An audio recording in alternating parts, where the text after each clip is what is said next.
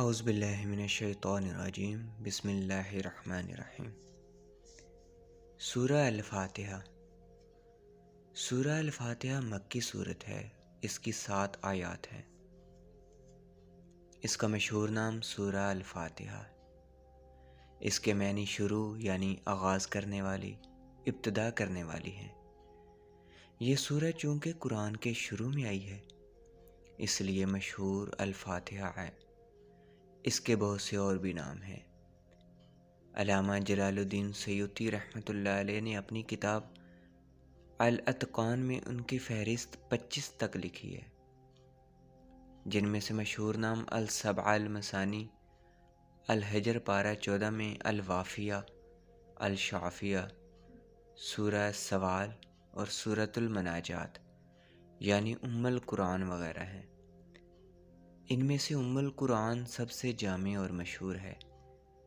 اس نام کی وجہ تسمیہ یہ ہے کہ ام کے معنی یہاں مغز اور خلاصے کے ہیں۔ یہ سورہ چونکہ ان تمام مضامین کا خلاصہ ہے جو قرآن کریم میں بالتفصیل مذکور ہیں، اس لیے یہ سورۃ مبارکہ اس نام سے موسوم کی گئی ہے۔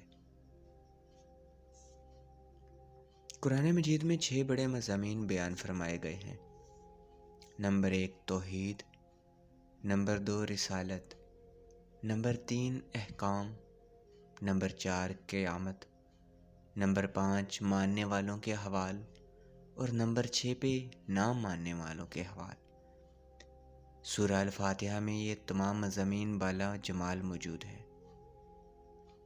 الحمدللہ رب العالمین سے الرحمن الرحیم تک توحید، مالک یوم الدین میں قیامت، ایاک نعبد اور اہدنا الصراط المستقیم میں احکام کا بیان ہے، کیونکہ نعبد میں عبادت کے تمام احکام اور تمام طریق کی طرف اشارہ ہے۔